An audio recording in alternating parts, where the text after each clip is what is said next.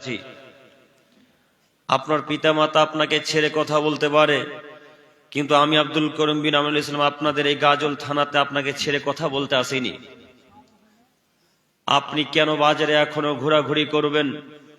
যেখানে আল্লাহ এবং তার রাসূলের আলোচনা হয়, যেখানে কোরআন হাদিসের আলোচনা হবে, সেখানে আপনি ঘোরাঘুরি করে আল্লাহ এবং তার রাসূলের বাক্যকে অপমান করবেন, আল্লাহকে অপমান করে জান্নাতুল ফেরদাউস কেনার চেষ্টা করছেন। জি, কথা আমার আপনারা বুঝতে পারছেন কি?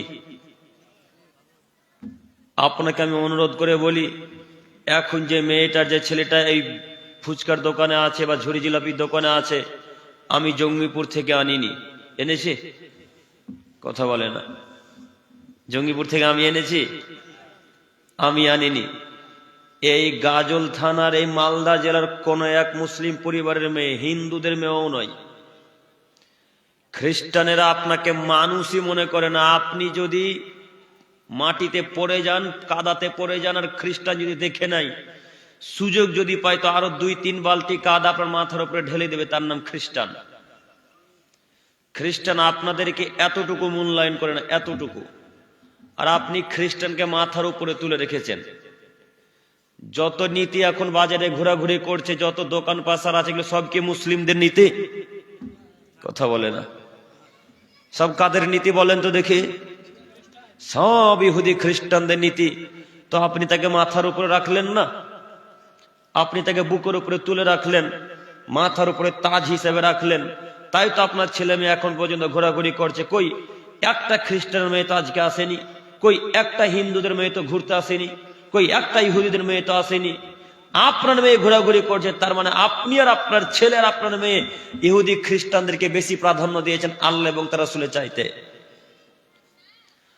আপনি আর আপনার ছেলে মেয়ে আল্লাহ এবং রাসূলকে প্রাধান্য দেননি। মাইকের আওয়াজটা ঠিক করেন ভাই।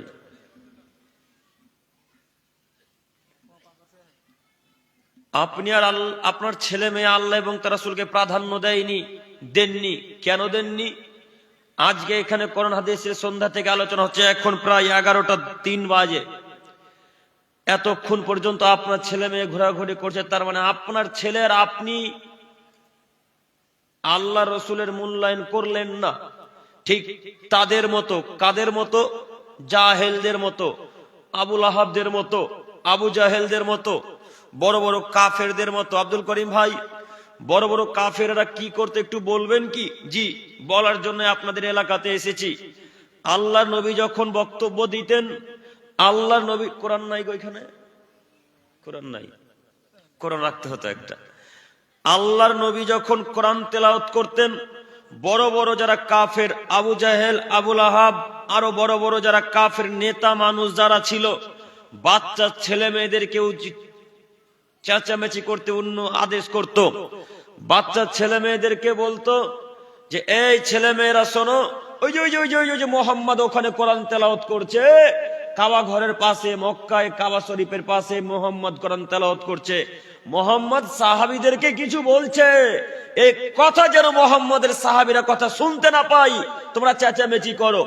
তখন আবু লাহাব, আবু জাহেল, বড় বড় কাফেরদের কথা শুনে এই সব ছেলে মেয়েগুলা চেঁচামেচি করতো, যেন আল্লাহ রসুলের কথা সাহাবীগণ বুঝতে না পারেন। এই জন্য তো এখন এবার আপনাকে আমি বলছি, এখন আমরা এখানে আলোচনা করছি, আর আপনার ছেলে মেয়ে বাজারে চেঁচামেচি করছে, তাহলে ওদের মাঝে আর আপনার ছেলের মাঝে কোনো পার্থক্য থাকলো? কোনো পার্থক্য থাকলো না। তাহলে বোঝা যাচ্ছে যে আবু জাহেল, আবু লাহাবের চাইতে আপনার ছেলে তার থেকেও বেশি মূর্খ। যদি তাই না হয়, তাহলে আপনি আর আপনার ছেলে এখন পর্যন্ত বাজারে আছেন কি হিসাবে? লজ্জা লাগে না? হায়া হয় না? ইতস্তবোধ হয় না? বোধগম্য নেই কেন? হায়াবোধ হয় না কেন? একদিনে জালসা করেননি আপনারা, 1 মাস থেকে আয়োজন করেছেন। একদিনে জালসার আয়োজন হয়নি, এত বড় প্যান্ডেল একদিনে হয়ে যায়নি, 1 মাস থেকে আয়োজন করা লাগে। আপনি জানেন না যে 9 তারিখে জালসা আছে, জানুয়ারি মাসে? আজকের দিন ঘোরাঘুরি করা লাগবে কেন? আজকের দিন বাইরে থাকতে হবে কেন? তাবলীগি জালসা দিয়েছেন আর দোকান বসবে মানে? শুধু তাবলীগি জালসা কেন? উন্নতি করবে যদি জালসায়, তবু দোকান বসতে পারে না। এমন করে মায়ের বেলা যদি ফতোয়া দিতে পারে, এমন করে মায়ের বেলা যদি বলে দিতে পারে যে জালসাতে দোকান বসতে হবে বা বসা জায়েজ, জিন্দেগিতে সেদিন থেকে বক্তব্য দেবো ইনশাল্লাহ। ইনশাল্লাহ। আর যদি বক্তব্য প্রমাণ না করতে পারে, কথা যদি উল্টাতে না পারে, তাহলে আজকে দোকানের মুখে লাথি মেরে দিতে হবে। জালসাতে ওয়াদা করতে হবে যে জিন্দেগিটার জালসাতে অন্তত দোকান বসবেন ইনশাল্লাহ। বলতে পারবেন? পারবেন না? পারবেন না। কেন পারবেন না জানেন? আমরা যারা জালসা করি, বিশেষ করে যারা সভাপতি, ক্যাশিয়ার, যারা দায়িত্বে থাকে, যারা, তাদের কথা, জালসাতে দোকান বসতে না দিলে 20,000 টাকা দাঁতে চলে যাবে। কথা বুঝেননি? কমিটিতে ডাইরেক্ট বলছে আমাদেরকে গো, যে ভাই আব্দুল করিম ভাই, এই যে দোকানের বিরুদ্ধে যে এত কথা বলছেন, তো এই যে 20টা দোকান বসছে, 20টা দোকানের কাছ থেকে আনুমানিক 500 টাকা করে পাবো, তো 10,000 টাকা হলো। তো 10,000 টাকা এখন কে দিবে আব্দুল করিম ভাই? তার মানে এরা আল্লাহকে বিশ্বাস করে না, এরা তাকদীরকে বিশ্বাস করে না। এরা মনে করছে দোকানওয়ালা টাকা দিলে জালসা হবে না, তো হবে না। কথা বোঝেননি? তাই দোকানে এত বসে। দেখেন আপনাদেরও দোকান বসেছে, আপনারাও টাকা নিয়েছেন নাকি? টাকা নিবেন না? নিয়েছেন? টাকা নিবেন না ওদের কাছ থেকে। ওদেরকে আজকে বলে দিবেন ভাই, এর পরবর্তীতে যখন জালসা দেওয়া আর আসবেন না। পারবো ইনশাল্লাহ? আল্লাহ তুমি আমাদেরকে কবুল করো। সম্মানিত দিনী ভাই, সম্মানিত মুরব্বী হিসেবে আপনাকে আমি অনুরোধ করে বলি, এইগুলো হচ্ছে কাফেরদের নীতি। কাদের নীতি? এগুলো কাফেরদের নীতি, আবু জাহেল, আবু লাহাবদের নীতি, এগুলো সব ইহুদি খ্রিস্টানদের নীতি। দেখবেন আপনি যখনই কোথাও কোরআন হাদিসের আলোচনা হবে, যারা বদ, ইসলামের যারা শত্রু, তারা দেখবেন শুধু চেঁচামেচি করতেই ব্যস্ত, আপনাকে ভালোভাবে শুনতে দিবে না, বুঝতে দেবে না। এই জন্য এখন ঘুরে দেখেন কটা ছেলে মেয়ে ঘোরাঘুরি করছে, আর কটা ছেলে এই প্যান্ডেলের এই প্যান্ডেলে বসে আছে। সম্মানিত মুরব্বী সাহেব, সম্মানিত দিনী ভাই, আপনি আমার কথা খারাপ নিয়েন না, আমি আপনার উপকারের জন্য বলছি। সম্মানিত দিনী ভাই, বলছিলাম যে ইবাদতের ফজিলত, ইবাদতের ফজিলত অনেক অনেক অনেক বেশি। এক একটা ইবাদতের ফজিলত এক এক রকম, এক একটা ইবাদতের ফজিলত এক এক রকম। ঠিক আমি আর আপনি যেমন, আপনি আর আপনার ভাই যেমন আলাদা আলাদা, তেমনি এক একটা ইবাদতের ফজিলত আলাদা আলাদা। বুঝেননি? তাই আপনাদেরকে অনুরোধ করে বলতে চাইছি যে যে ইবাদতটাই করি না কেন, সেই ইবাদতটা কাকে খুশি করার জন্য করব? আল্লাহকে। একটু একটা ইবাদত করলেন, আর এই ইবাদতটাতে যদি 1% মানুষকে দেখানোর উদ্দেশ্য থাকে, 1%, 2% নয়। আপনারা প্রায় সব শিক্ষিত মানুষ, আমার কথা আসলে বুঝতে পারছেন, বুঝা যাচ্ছে তো? একটা আমল করছেন, যে আমলে অনেক নেকি, মনে করেন সিয়াম, সিয়াম মানে রোজা, মনে করেন রোজা পালন করছেন, রোজার নেকি এত দামি, রোজার নেকি এত দামি, রোজার নেকি এত দামি। আল্লাহ বলছেন, এই ফেরেশতা মণ্ডলী শোন, তোরা কে এই নেকি দিতে হবে না, এই নেকি আমি আল্লাহ নিজে দিব। আল্লাহু আকবার। কথা বুঝতে পারেননি? আল্লাহু আকবার বলতে পারেন না? আল্লাহ ফেরেশতাদেরকে বলছেন, শোন, এই সিয়ামে নেকি তোদেরকে দিতে হবে না, অন্যান্য নেকি, তার মানে অন্যান্য ইবাদতে নেকি কারা লিখে? ফেরেশতারা। কিন্তু সিয়ামে নেকি স্বয়ং কে লিখেন? আল্লাহ। আল্লাহ ফেরেশতাদেরকে বলছেন, এই ফেরেশতাগণ শোনো, এই সিয়ামে নেকি তোমাদেরকে লিখতে হবে না, সিয়ামে নেকি আমি আল্লাহ দিব। কত যে দিব তা আমি ছাড়া আর কেউ জানে না, কত যে দিবে না তা আল্লাহই জানে। তো এক একটা ইবাদতের এক এক রকম ফজিলত হলো না? তো এক একটা ইবাদতের এক এক রকম ফজিলত। তাই আপনাকে বলছি, সিয়াম পালন করছেন, আর এই সিয়াম পালন করতে গিয়ে 1% মানুষকে দেখানোর জন্য সিয়াম পালন করেছেন, 99% আল্লাহকে দেখানোর জন্য। 100 ভাগের মধ্যে 1 ভাগ গাজলের মানুষকে দেখানোর জন্য সিয়াম রেখেছেন, আর 99% কাকে দেখানোর জন্য? আল্লাহকে। আচ্ছা, এবার বলুন তো দেখি আপনাদের জ্ঞানে কি বলে যে এই সিয়ামে নাকি আল্লাহ কবুল করবেন না ক্রস চিহ্ন মেরে দিবেন? ক্রস চিহ্ন মেরে দিবেন। কেন মারবেন? লোক দেখানো ইবাদত। এই জন্য ফাওয়াইলুল লিল মুসাল্লিন, এতটুকু যদি লোক দেখানো ইবাদত হয়, তাহলে তার সবামল বাতিল, তার সবামল বাতিল। তার সব আমল বাতিল, তার কোন আমল আল্লাহ তাআলার দরবারে আর কবুল হবে না। তো আমরা যে কোনো কর্ম করব কাকে দেখানোর জন্য? আল্লাহকে। ইনশাআল্লাহ ইনশাআল্লাহ ইবাদতের ফজিলত।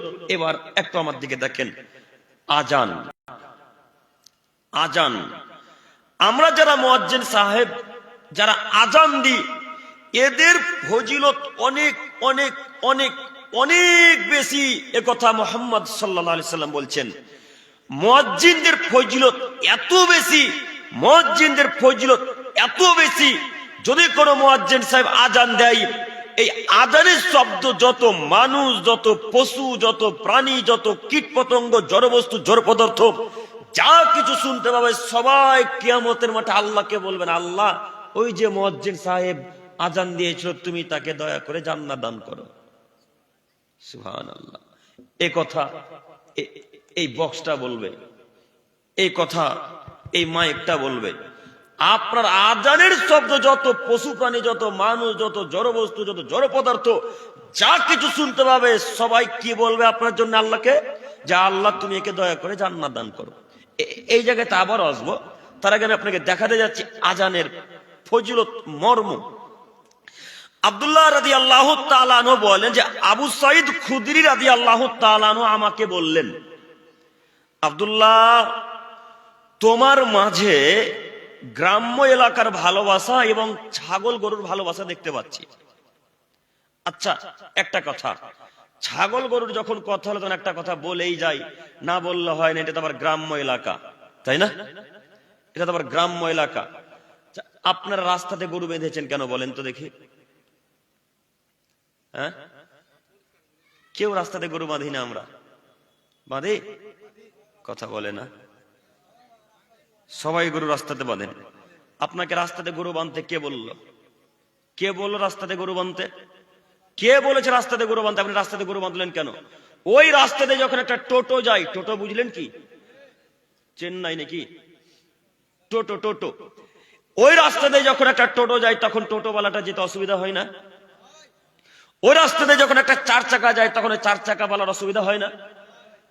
যদি অসুবিধাই হলো, তো আপনি রাস্তাতে গরু বাঁধলেন কেন, ছাগল বাঁধলেন কেন?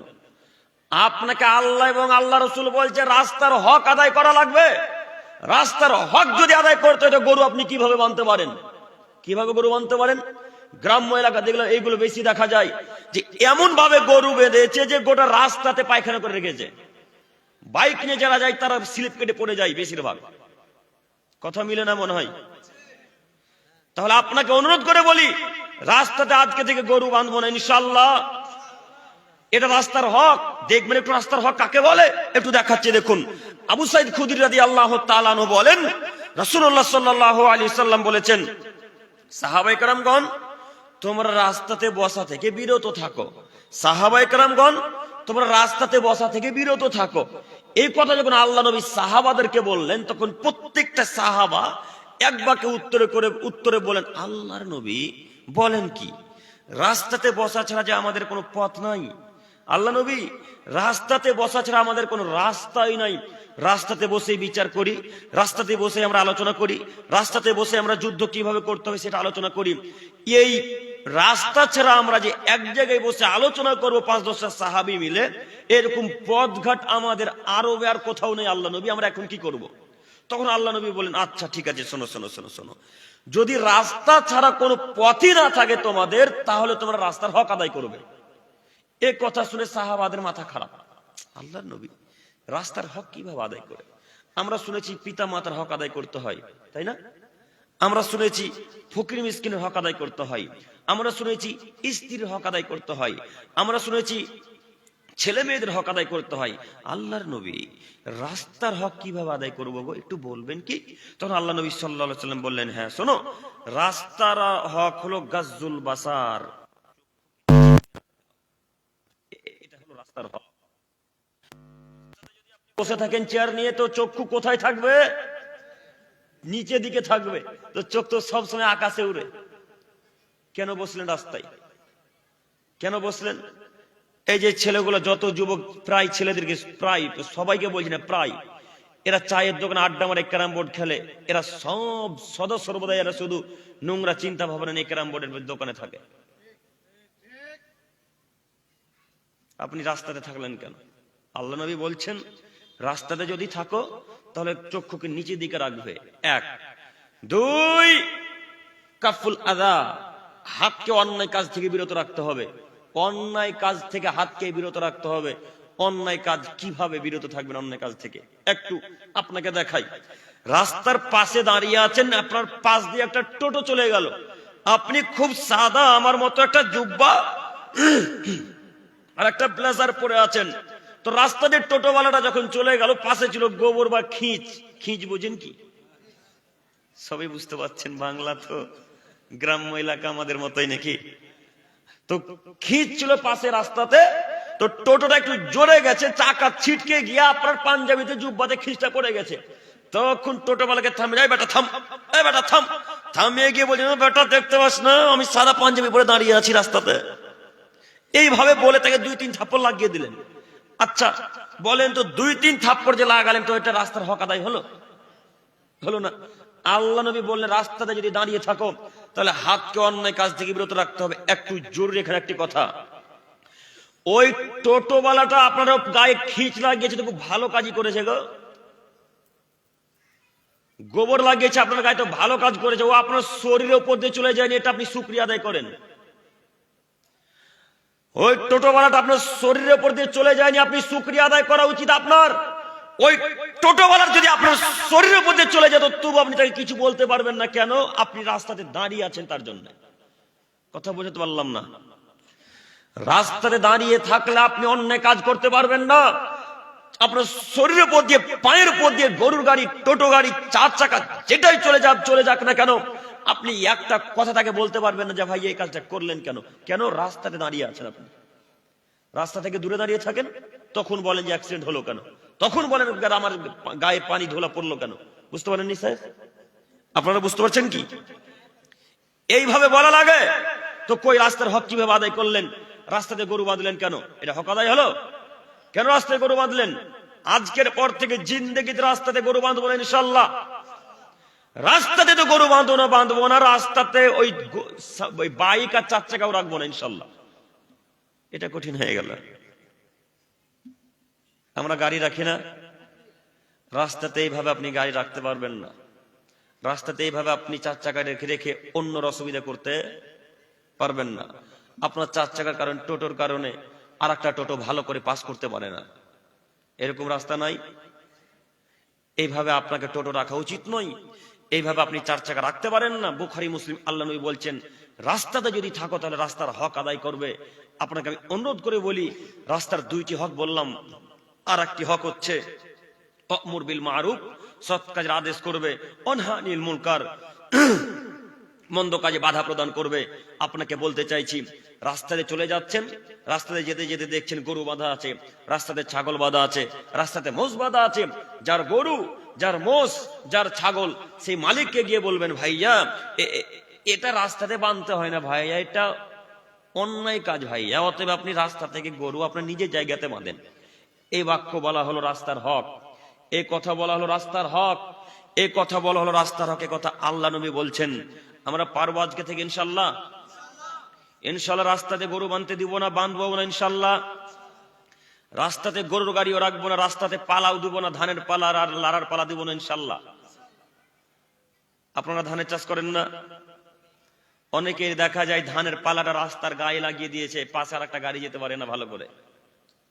কথা মানে আমার সবই ভুল হচ্ছে। বুখারী মুসলিম আল্লাহ নবী বলছেন রাস্তার হক আদায় করবে। তো যাই হোক, যে কথা বলতে গিয়ে এত দূর চলে এলাম, আব্দুল্লাহ রাদিয়াল্লাহু তাআলা আনহু, আবু সাঈদ খুদরী রাদিয়াল্লাহু তাআলা আনহু বলছেন, আব্দুল্লাহ আমি তোমার মাঝে গ্রাম্য এলাকার ভালোবাসা দেখতে পাচ্ছি এবং গরু ছাগলের ভালোবাসা দেখতে পাচ্ছি। অতএব তুমি যখন গ্রাম্য এলাকাতে চলে যাবে, শহর থেকে, আরব থেকে, মক্কা থেকে যখন গ্রাম্য এলাকাতে চলে যাবে আব্দুল্লাহ, গরু ছাগল নিয়ে যখন চলে যাবে, তার মানে বোঝা যাচ্ছে আব্দুল্লাহ রাখাল মানুষ। তার মানে হাদিসের বর্ণনাতে বোঝা যাচ্ছে আব্দুল্লাহ রাদিয়াল্লাহু তাআলা একজন রাখাল সাহাবী।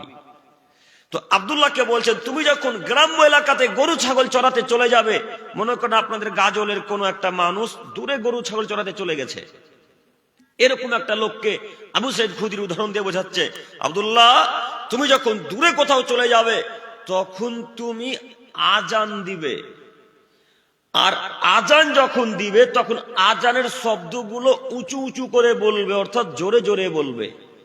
আব্দুল্লাহ আজানের শব্দগুলো জোরে জোরে এই জন্যে বলবে যে তোমার আজানের শব্দ যত পশু প্রাণী, যত গরু ছাগল, যত উট দুম্বা, যত পিপিলিকা, প্রজাপতি, কীটপতঙ্গ, জড়বস্তু, পাথর, যা কিছু আছে পৃথিবীতে, এরা যতজন তোমার আজানের শব্দ শুনতে পাবে, এরা সবাই আল্লাহর কাছে গিয়ে সাক্ষ্য দিয়ে আল্লাহকে বলবে, আল্লাহ আব্দুল্লাহ আজান দিয়েছে, তুমি তাকে জাহান্নামে দিও না। আল্লাহু আকবার মুখ দিয়ে বেরোয় না। অর্থ বুঝতে পারেননি মনে হয়। অর্থটা বুঝতে পারলেন? যারা আজান দেয় তাদের জন্য আল্লাহর কাছে কারা সুপারিশ করবে? যত জিনিস আজানের শব্দ শুনতে পাবে। তাহলে আপনাকে আমি এই বাক্যের ব্যাখ্যাতে বলতে চাইছি, আজকে থেকে আজান দেওয়ার চেষ্টা করবো ইনশাল্লাহ। ইনশাল্লাহ আজান দেওয়ার চেষ্টা করা উচিত। আজানের নেকি যে কত বেশি, তা আমি আপনাকে কি দিয়ে বুঝাই? একবার আল্লাহু আকবার বললে কত কিছু শুনতে পাবে বলেন তো। এখন তো মাইকের আওয়াজ চলে যাচ্ছে পূর্ব থেকে পশ্চিম, পশ্চিম থেকে উত্তর হতে দক্ষিণ চলে যায় না? এই গাজল আজান দিচ্ছেন তো চাঁচলে শোনা যাচ্ছে, শোনা যায় না? গাজল আজান দিচ্ছেন তো শামসি থেকে আওয়াজ পাওয়া যাচ্ছে। তো শামসিতে যত মানুষ আছে স্টেশনে, এরা সবাই বলবে, আল্লাহ ওই লোকটা গাজল আজান দিয়েছিল, আল্লাহ তুমি তাকে জান্নাত দান করো, বলবে না? বুখারী মুসলিম। আপনাকে আমি অনুরোধ করে বলি, আজকে থেকে আজান দেওয়ার চেষ্টা করবো ইনশাল্লাহ। ইনশাল্লাহ। আব্দুল্লাহ রাদিয়াল্লাহু তাআলা আনহু, আবু সাইদ খুদরি রাদিয়াল্লাহু তাআলা আনহু বলছেন, আব্দুল্লাহ শোনো, এই যে কথা আমি তোমাকে বললাম, এই হুবাহুব কথা আমি মুহাম্মদ সাল্লাল্লাহু আলাইহি সাল্লামকে বলতে শুনেছি, তাই আমি তোমাকে বললাম। কেন আব্দুল্লাহ? শোনো, আমি একটা বাক্য নিজের পক্ষ থেকে, আল্লাহ নবী বলেছেন, মান কাযাবা আলাইয়া মুতাআম্মিদান ফালিয়াতাবাওয়া মাকাদাহু মিনান নার। একটা বাক্য যদি আমি নিজের পক্ষ থেকে বলি, একটা বাক্য যদি বানিয়ে বলি, সেই বাক্য যদি, সেই কথা যদি রাসূলের না হয়, তাহলে আমার থাকার জায়গা জাহান্নাম, আমার থাকার জায়গা জাহান্নাম, আমার থাকার জায়গা জাহান্নাম। আব্দুল্লাহ শোনো, তাই আমি তোমাকে যেই কথা বললাম, এই কথা মুহাম্মদ সাল্লাল্লাহু আলাইহি সাল্লামের কাছ থেকে শুনে তারপরে তোমাকে বললাম। অতএব আমি তিনি ভাইদের উদ্দেশ্যে বলতে চাইব যে আজকের পর থেকে আজান দেব ইনশাল্লাহ। আজান যদিও দিতে না পারি তো আজানের উত্তরটা দেব ইনশাল্লাহ। কিছু সাহাবী রাসূলের কাছে আসলো, আল্লাহ নবীর কাছে এসে আল্লাহ নবীকে বলছেন, আল্লাহর নবী, বেলাল তো সব নেকি লুটে নিয়ে চলে গেল। বেলাল কে ছিলেন? মুয়াজ্জিন। আর একজন মুয়াজ্জিন কে ছিলেন বলেন তো দেখি? উম্মে মাখতুম, জাযাকাল্লাহু খাইরান। অন্ধ সাহাবী, তাই না? অন্ধ সাহাবী উম্মে মাখতুম, দুইজন মুয়াজ্জিন ছিলেন। তো সাহাবায়ে কেরামগণ শুধু আল্লাহ রাসূলকে নালিশ জানাচ্ছে, শুধু আল্লাহ রাসূলকে অভিযোগ দিচ্ছে, আল্লাহর নবী যত নেকি বেলাল আর উম্মে মাখতুম তো নিয়ে চলে গেল, আমরা কি করব? তখন আল্লাহ নবী বললেন, শোনো, বেলাল যা বলে তোমরাও বলো, বেলাল যা বলে তোমরাও বলো, বেলাল যা বলে তোমরাও বলো, বেলাল যত নেকি পাবে তোমরাও তত নেকি পাবে। আল্লাহু আকবার। তাহলে আজান সবার পক্ষে দেওয়া কি সম্ভব? জোহরের অর্থ হয়েছে এখন, গাজলের 5টা মানুষ যদি ঝগড়া করে তো 5টা মানুষ আজান দিতে পাবে না? একজন দিতে পাবে? একজন দিতে পাবে। এই একজন আজান দিবে, আর বিশ্বের সমস্ত মানুষ যদি উত্তর দেয় আজানের, তাহলে ওই লোকটা যত নেকি পেল, ওই লোকটার পক্ষে যত পশু প্রাণী, গরু ছিল, উর্দুম বা ভেড়া, মোবাইল, যত জড়বস্তু, যত জড় পদার্থ, যা কিছু সাক্ষী দিবে, যত লোক ওর সাথে সাথে উত্তর দিবে, এরা সবাই এর পক্ষে সাক্ষী দিবে। বুঝতে পারেননি? আজানের ফজিলত, আজানের ফজিলত আপনাকে দেখাতে চাইছি, তাই আপনাকে অনুরোধ করে বলি, আজান সবার পক্ষে দেওয়া যেহেতু সম্ভব নয়, তাই আজানের উত্তর তো দিতে পারি, কিন্তু কয়জন আজানের উত্তর দিই? কয়জন আমরা আজানের উত্তর দিই? আজানের উত্তর আমরা শতকরা 99টা মানুষ উত্তর দিই না, তাই না? আজানের উত্তর আমরা দেওয়ার চেষ্টাও করি না। কি করে দিব জানি না তো, কিভাবে উত্তর দিতে হয়, তাই না? কি বলা লাগে, কি বলতে হয়, কখন আজানের উত্তর দিতে হয়, এতটুকু তো জ্ঞান আমাদের নেই। আবার আমরা ইমামের ভুল ধরি। আজানের উত্তর দিতে হবে কিভাবে, এতটুকু জ্ঞান নেই। আবার ইমাম সাহেবের ভুল ধরি, এতটুকু লজ্জা হয় না বাপ বেটার লজ্জা হয় না, বাপ বেটার হায়াবোধ হয় না। ইমাম সাহেবের ভুল ধরতে যান, ইমাম সাহেব না হলে তো আপনার আকিকা হয় না, লজ্জা লাগে না? হ্যাঁ, ইমামের ভুল ধরতে যান কেন? ইমামের ভুল ধরতে যান কেন? ইমাম সাহেব না হলে তো আপনার বাপের জানাজা হয় না। এর চাইতে লজ্জার বিষয় আর গা জ্বলে থাকতে পারে? ওই ছেলে কুসন্তান, ওই ছেলে কুসন্তান, ওই ছেলে কুসন্তান, যে ছেলে তার বাপ মার জানাজা পড়াতে পারে না, আবার কিসের সুসন্তান? কিসের সুসন্তান? ওই ছেলেটা কুসন্তান, ও খারাপ সন্তান, যে বাপ মার জানাজার দোয়াটা মুখস্থ করতে পারে না, বাপ মায়ের জানাজা পড়াতে পারে না। বাপ মায়ের জানাজা পড়াতে নাকি ইমাম সাহেব ভাড়া করা লাগে? তাহলে জানাজা যদি বাপ মা ইমাম সাহেব ছাড়া না হয়, আপনার আকিকা যদি, আপনার ছেলেমেয়ের আকিকা যদি ইমাম সাহেব ছাড়া না হয়, আপনার ওই একটা মুরগি হালাল করবেন ইমাম সাহেব ছাড়া যদি না হয়, তাহলে আপনি ইমামের ভুল ধরেন কেন? ইমামের উপর এত অত্যাচার করেন কেন? কেন এত অত্যাচার করবেন? আপনাকে অনুরোধ করে বলে যাচ্ছি, ইমামদেরকে সম্মান দিতে শিখবেন। আপনারা হয়তো আরবি অর্থ জানেন না, তাই ইমামদের এত ভুল ধরেন, এত ইমামদের উপর অত্যাচার করেন। ইমাম মানে কি বলেন তো? নেতা মানুষ। ইমাম মানে নেতা মানুষ। আপনাদের এই গাজলে চেয়ারম্যান আছে কেউ? কি আপনাদের গাজলে কি আছে? মেম্বার। মেম্বার কাজ করে? কথা বলে না, কাজ করে? মেম্বার সব কাজ করে না, কাজ করিয়ে নাই লোককে দিয়ে, করিয়ে নাই। চেয়ারম্যান নিজে কাজ করে না, করিয়ে নাই, করিয়ে নাই। তো ওই লোকটা কে বলেন তো দেখি? ও নেতা, তাই না? তো ওই লোকটা যেমন নেতা, ওর থেকে লক্ষ কোটি গুণ বেশি সম্মানের নেতা হলো ইমাম সাহেব। কথা বুঝেননি? এত দামি ইমামদের, এত দাম ইমামদের, এত সম্মান। আল্লাহ নবী বলছেন, আমার উত্তরাধিকারী হলো আলেমেরা, আমার উত্তরাধিকারী হলো আলেমেরা, আমার উত্তরাধিকারী হলো আলেমেরা। একবারও আল্লাহ নবী বললেন না আমার উত্তরাধিকারী হলেন চেয়ারম্যানেরা, আমার উত্তরাধিকারী হলেন মেম্বারেরা, আমার উত্তরাধিকারী হলেন রাজারা, আমার উত্তরাধিকারী হলেন প্রধানমন্ত্রীরা, আমার উত্তরাধিকারী হলেন মুখ্যমন্ত্রীরা, আমার উত্তরাধিকারী হলেন সর্দার, ক্যাশিয়ার, সভাপতিরা। এই বাক্য আল্লাহ রাসূল একবার ব্যবহার করেছেন? একবার ব্যবহার করেননি। বাক্য যেটা ব্যবহার করেছেন সেটা কি বলেন তো? আম্বিয়া, আলেম মানুষ, যারা শিক্ষিত মানুষ, যারা আরবি জ্ঞান রাখে, তারা হলো আল্লাহ রসুলের ওয়ারিস, তারা আল্লাহ রসুলের উত্তরাধিকারী। এত বড় দামি মানুষকে আপনি কিসের জন্য ধমকি দিয়ে কথা বলেন? এত বড় দামি মানুষকে কিসের জন্য আপনি ধমক দিয়ে কথা বলেন? জি, আপনাকে আমি অনুরোধ করে বলতে চাইছি, আজকে থেকে ইমামকে এইভাবে নোংরা ভাষায়, অকথ্য ভাষায় ডাকবো না ইনশাল্লাহ। ইমামদেরকে সম্মান দেবো ইনশাল্লাহ। ইমামদেরকে মাথার তাজ করে রাখবো ইনশাল্লাহ। ইনশাল্লাহ না শুধু এখন ইনশাল্লাহ হচ্ছে? উঠবেন তখন লঙ্গি ছেড়ে বাড়ি চলে যাবেন। আব্দুল করিম ভাই বলল, শুনলাম, আবার চলে যাব। এইভাবে যদি বক্তব্য শোনেন তো কোনো উপকার আসবে না। একটু এই জায়গাতে থাকলাম, আবার এখানে আসবো, পয়েন্ট মনে রাখবেন। একটু আমার দিকে তাকান। আবু হুরায়রা রাদিয়াল্লাহু তাআলা আনহু বলেন, রাসূলুল্লাহ সাল্লাল্লাহু আলাইহি ওয়াসাল্লাম বলেছেন, লাউ ইয়ালামুন নাসু মা ফি নিদাই সাফিল আউয়াল, পৃথিবীর মানুষ তোমরা যদি জানতে প্রথম কাতারে দাঁড়ানোতে কত নেকি আছে এবং আযান দেওয়াতে কত নেকি আছে, তাহলে তোমরা টিকিট করতে, লটারি করতে।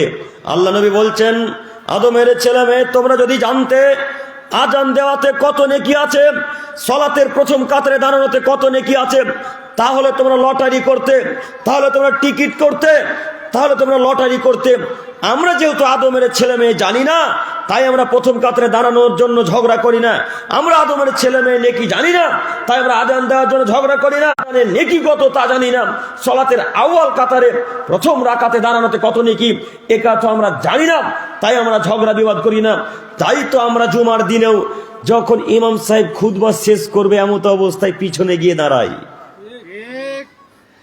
যখন 2-1 মিনিট বাকি থাকবে তখন মুসল্লি আসে, মনে করে কতক্ষণ বক্তব্য শুনবো, আলোচনা কি এত শুনছি, ইউটিউব ফেসবুকে দিন রাত বক্তব্য শুনছি, একটু যাবো, শেষ কাতারে দাঁড়াবো, আসসালামু আলাইকুম রহমতুল্লাহ, আসসালামু আলাইকুম রহমতুল্লাহ, আমিও বাড়ি চলে আসবো।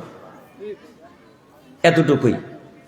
আপনি বুঝেননি প্রথম কাতারে দাঁড়ানোর কত নেকি। আল্লাহ নবী বলছেন পুরুষদের জন্য সব থেকে উত্তম কাতার হলো প্রথম কাতার। খয়রু সুফুফি রিজালে আউয়ালুহা ও শাররুহা আখিরুহা। পুরুষদের সব থেকে উত্তম কাতার হলো প্রথম কাতার। পুরুষদের জন্য সব থেকে উত্তম কাতার হলো প্রথম কাতার, আর সব থেকে নিকৃষ্ট খারাপ কাতার হলো শেষ কাতার। আর নারীদের সব থেকে উত্তম কাতার হলো শেষের কাতার। নারীদের সব থেকে উত্তম কাতার হলো শেষের কাতার, আর সব থেকে নিকৃষ্ট খারাপ কাতার হলো মহিলাদের জন্য প্রথম কাতার। তার মানে মহিলারা প্রথম কাতারে দাঁড়াতে পাবে না। আপনাকে আমি দেখাতে চাইছি, আল্লাহ নবী বলছেন লাউ ইয়ালামুন নাসু মা ফি নিদাই সাফিল আউয়াল। আদমের ছেলে মেয়ে তোমরা যদি জানতে প্রথম রাকাতে প্রথম কাতারে এবং আজান দেওয়াতে কত নেকি রয়েছে, তাহলে তোমরা টিকিট করতে, লটারি করতে। আব্দুল করিম ভাই, আপনি যে বারবার লটারির কথা বলছেন, আব্দুল করিম ভাই আপনি যে বারবার লটারির কথা বলছেন, তাহলে কি লটারি কাটা জায়েজ? জি, লটারি কাটা জায়েজ, লটারি করা জায়েজ। তবে ওই লটারি জায়েজ নয় যে গাজল মোড়ে বিক্রি হয়। কথা বোঝা গেল না? ওই লটারি কাটা জায়েজ নয় যে লটারি এই চেয়ারের উপরে, এই একটা টেবিলের উপরে রেখে বিক্রি হয়। গাজলে বিক্রি হয় না, গাজল লটারি হয়। এই যে লোকটা লটারি বিক্রি করছে, খোঁজ নিয়ে দেখেন ওই লোকটা মুসলমানের বাচ্চা। যে লোকটা এজেন্সি, ওই লোকটাও মুসলমানের বাচ্চা। আর যে লোকটা কাটছে তো মুসলমান আছেই। কথা ভুল হয়ে গেল? কথা মিলছে? যে লোকটা লটারি বিক্রয় করছে সেও মুসলমান, যে এজেন্সি সেও মুসলমান, যারা কাটছে তারা প্রায় সবাই মুসলমান। আচ্ছা বলেন, এরা কিভাবে জাতির উন্নতি করতে পারে? এরা কিভাবে জাতির উপকার করতে পারে? আব্দুল করিম ভাই, আপনি যে বারবার বললেন লটারি করা জায়েজ, লটারি করা জায়েজ, তাহলে এই লটারি জায়েজ নয় কেন? জি, এই লটারি জায়েজ এই জন্য নয় যে এই লটারির মধ্যে টাকার হার জিত আছে। এই লটারির মধ্যে কিসের হার জিত আছে? টাকার হার জিত আছে, এই জন্য লটারি হারাম। ওই লটারি কাটা যায় যে লটারিতে টাকার হার জিত নেই, ওই লটারি করা যায় যে লটারিতে টাকার হার জিত নেই। সম্মানিত মুরব্বী সাহেব, সম্মানিত যুবক ভাই, আপনাকে আমি একটু অনুরোধ করে বলি, একটু আমার দিকে তাকান। ওই যে লোকটা শামসির বাজারে বা গাজলের বাজারে লটারি বিক্রি করছে, টেবিল নিয়ে, চেয়ার নিয়ে, ওই লোকটা আপনার বাপ, ওই লোকটা আপনার দাদু, ওই লোকটা আপনার চাচাতো ভাই, ওই লোকটা আপনার খালাতো ভাই। আমার কেউ নয়, আমার কেউ লটারি বিক্রয় করে না যে আমি জঙ্গিপুর থেকে বাধা দিতে আসবো। অসম্ভব, আমার জঙ্গিপুর থেকে বাধা দিতে আসা সম্ভব নয়। বাধা আপনাকে দিতে হবে। এই ভাইরা, আপনারা আমার দিকে একটু তাকান। আপনার বাপকে আজকে গিয়ে বলবেন, আব্বু লটারি বিক্রয় করা হারাম, লটারি বিক্রয় করা হারাম, লটারি বিক্রয় করা হারাম। আব্বু যারা লটারি কাটে, যারা লটারি বিক্রয় করে, তারা জান্নাতে যাবে না। আব্বু যে লটারি কাটে, যে লটারি বিক্রয় করে, যারা লটারির এজেন্সি, আব্বু এরা জিন্দেগিতে জান্নাতে যাবে না। প্রমাণ আল্লাহ নবী বলেন, আব্দুল্লাহ বিন ওমর রাদিয়াল্লাহু তাআলা থেকে বর্ণিত, তিনি বলেন রাসূল সাল্লাল্লাহু আলাইহি সাল্লাম বলেছেন, লা ইয়াদখুলুল জান্নাতা কাম্মার। আদমের ছেলে মেয়ে শোনো, যারা লটারি কাটে, যারা জুয়াতে অংশগ্রহণ করে, এরা জান্নাতে যাবে না, এরা জান্নাতে যাবে না, এরা জান্নাতে যাবে না। যুবক ভাই, আপনাকে বলি, যে লোকটা লটারি বিক্রয় করছে, লোকটা আপনার বাপ। যে লোকটা লটারি এজেন্সি, ওই লোকটা আপনার আত্মীয় স্বজন। যে লোকটা লটারি বিক্রয় করছে, লোকটা আপনারই আত্মীয় স্বজন, কেউ না কেউ। ও তবে আপনাকে বাধা দিতে হবে, আপনাকেই ঠেকাতে হবে। আপনার আব্বুকে বলেন, আব্বু ভাগ্যে যদি ভিক্ষা করা থাকে আব্বু, তো ভিক্ষা করে গাজলের বাজারে খাবো, কিন্তু গাজল বাজারে লটারি বিক্রয় করে খাবো না। বলতে পারবেন ইনশাল্লাহ? বলা উচিত। যুবক ভাই, আপনাকে বলি, আপনি আমার সমবয়সের ছেলে, আমার বয়স কম, আপনার বয়স কম। আমি দেখতে পাচ্ছি, যত চোখে দেখছি সবই 25-26 বছরের ছেলে, তাই না? 20-এর নিচে, 25-এর উপরে। তাই আপনাদের উদ্দেশ্যে বলছি, যুবক ভাই, আপনাকে বলি, কিয়ামতের মাঠে যদি আল্লাহ একটা বাক্য প্রশ্ন উত্তর করে বসে, আনাস ইবনে মালিক রাদিয়াল্লাহু তাআলা বলেন, রাসূল সাল্লাল্লাহু আলাইহি সাল্লাম বলেছেন, আলা কুল্লুকুম রাইন। আদমের ছেলে মেয়ে শোনো, প্রত্যেকটা মানুষকে তার নিজ নিজ দায়িত্ব সম্পর্কে জিজ্ঞাসা করা হবে। প্রত্যেকটা মানুষকে তার নিজ নিজ দায়িত্ব সম্পর্কে জিজ্ঞাসা করা হবে। ও কুল্লুকুম মাসউলিন আন রায়াতিহি। এবং প্রত্যেকটা মানুষকে তার দায়িত্ব সম্পর্কে জিজ্ঞাসা করা হবে। একটু এই হাদিস পেশ করলাম বুখারী মুসলিমের। এই জন্যে যুবক ভাই, আপনাকে বলি, আপনি আপনার বাপের নিকটে আছেন, আপনার উচিত বাপকে উপদেশ দেওয়া। মুরব্বী সাহেব, আপনার নিকটে আপনার ছেলে আছে, আপনার উচিত আপনার ছেলেকে উপদেশ দেওয়া। সম্মানিত মা বোন, আপনার উচিত আপনার স্বামীকে উপদেশ দেওয়া। সম্মানিত মা বোন, আপনার উচিত আপনার ছেলেকে উপদেশ দেওয়া। আপনার ছেলেকে বলবেন, আব্বু আব্বু লটারি বিক্রি করিও না বেটা, লটারি বিক্রি করলে জান্নাত হবে না, কথা আল্লাহ নবী 1450 বছর আগে বলে দিয়েছে বেটা, অত লটারি বিক্রি করিও না বেটা। কাল থেকে আমরা লবণ দিয়ে ভাত খাবো বেটা, আলু ভর্তা দিয়ে ভাত খাবো বেটা। প্রতিদিন মাছ মাংস ভাত খাচ্ছিলাম লটারি বিক্রি করে, আজকে থেকে আমরা আলু ভর্তা দিয়ে ভাত খাবো বেটা, ডাল দিয়ে ভাত খাবো, কিন্তু লটারি বিক্রি করে মাছ মাংস দিয়ে ভাত আর খাবো না। এ কথা বলতে পারবো ইনশাল্লাহ? পারবো ইনশাল্লাহ? সম্মানিত দিনী ভাই, সম্মানিত মুরব্বী সাহেব, আপনাকে আমি অনুরোধ করে বলি, আপনি যদি তাহাজ্জুদ পড়েন, আপনি যদি তাহাজ্জুদ পড়েন আর লটারি কাটেন, তো জান্নাত আর হবে না। কত মুরব্বী সাহেব আছে, নাম নেওয়ার কোনো প্রয়োজন নেই, আর আপনাদেরকে চিনিও না আমি, তবে আমি মুরব্বীদের উদাহরণ দিয়ে এই জন্য বলছি, আমরা রাস্তাতে যাতায়াত করি আপনাদের চাইতে বেশি, তাই না? আমরা আজকে গাজলে তো কালকে মালদায়, কালকে মালদায় তো তারপরে দিন দক্ষিণ দিনাজপুর, উত্তর দিনাজপুর, কোথায় কোচবিহার, কোথায় কোথায় কোথায় কোথায় যাচ্ছি। রাস্তাতে যাতায়াত করতে করতে দেখা যায় যাদের বড় বড় দাড়ি আছে, আর সব দাড়ি সাদা ধবধবে হয়ে গেছে, ওই লোকটাকে দেখছি টেবিলের কাছে দাঁড়িয়ে আছে। এটা কত? এটা থেকে টাকা আসবে? এই 55 থেকে টাকা আসে বেশিরভাগ? এই প্রশ্ন। ও বলতে পারলো না যে তোমার লটারির মুখেও লাথি মারি, তোমার মুখেও লাথি মারি। এই বাক্য না বলেছে লটারি কাটার জন্য, তার কাছে গিয়ে জিজ্ঞাসা করেছে, ভাই কোনটাতে বেশি টাকা আছে? এরকম আপনারা দেখতে পান না মানুষ? সম্মানিত মুরব্বী সাহেব, আপনি 5 ওয়াক্ত সালাত আদায় করেন, আবার টিকিটও কাটেন। আপনি মনে করিয়েন না যে জান্নাত নামাজ দিয়ে কিনে নেব, জি না, অসম্ভব। এইভাবে জান্নাত হয় না। আল্লাহ তাআলা বলছেন, আতিউল্লাহ, পৃথিবীর মানুষ আমাকে মানো, ও আতিউ রসুল্লাহ, আমার রসুলের অনুসরণ করো। পৃথিবীর মানুষ আতিউল্লাহ, আমি যা বলেছি তা মেনে নাও, ও আতিউ রসুল্লাহ, রসুল যা বলেছে তা মেনে নাও। আল্লাহ নবী বলেছেন, যারা লটারি ক্রয় বিক্রয় করে, যারা জুয়াতে অংশগ্রহণ করে, তারা জান্নাতে যাবে না। এখন এই বাক্য যদি মেনে নেয় তো আল্লাহ রসুলকে মানা হলো, আর যদি এই বাক্য না মেনে নেয় তো আল্লাহ রসুলকে মানা হলো না। আর আল্লাহ রসুলকে কেউ যদি না মানে, তার ফলাফল জাহান্নাম। কথা বুঝতে পারছেন কি? আল্লাহ রসুলকে মানার ফলাফল কি? জান্নাত, আর না মানার ফলাফল জাহান্নাম। অতএব আপনাকে বলি, হয়তো আপনি বলছেন আমরা তো রাসূলের অনুসরণ করি, আমরা তো রাসূলের অনুসরণ করি। জি, রাসূলের অনুসরণ করেন, আমিও জানি। আপনি এতটুকু রাসূলের অনুসরণ করেন, কতটুকু? আল্লাহর নবী বলেছেন, ঘুমানোর সময় ডান দিকে কাত হয়ে ঘুমিয়ে শুয়ে আল্লাহুম্মা বিসমিকা আমুতু ওয়া আহইয়া বলে শুতে হয়, এটা রাসূলের অনুসরণ। জি, আসলে এটা রাসূলের অনুসরণ। আল্লাহ নবী বলেছেন, ঘুমানোর পূর্বে তোমরা আয়াতুল কুরসি পাঠ করে ঘুমাও। আয়াতুল কুরসি পাঠ করে যদি ঘুমাও, তাহলে যখন থেকে আয়াতুল কুরসি পাঠ করবে, তখন থেকে নিয়ে ফজরের পূর্ব পর্যন্ত একজন ফেরেশতা তোমার নিকটে থাকবে, কোনো শয়তানকে তোমার নিকটে আসতে দিবে না। ঠিকই আপনি আয়াতুল কুরসি পড়ে ঘুমান, রাসূলের অনুসরণ। আপনি এগুলো ঠিকই রাসূলের অনুসরণ করেন। আল্লাহ নবী বলেছেন, ঘুমানোর পূর্বে সূরা নাস, ফালাক, ইখলাস পড়ে শরীরে ফুঁক দিয়ে ঘুমাও, এটা রাসূলের অনুসরণ করেন, ঠিকই ঘুমান। আপনাকে আল্লাহ নবী বলেছেন, যখন জুতা পরবে তখন ডান পায়ে জুতা পরিও, যখন খুলবে তখন বাম পা আগে খুলিও, ঠিকই আপনি এরকম অনুসরণ করেছেন।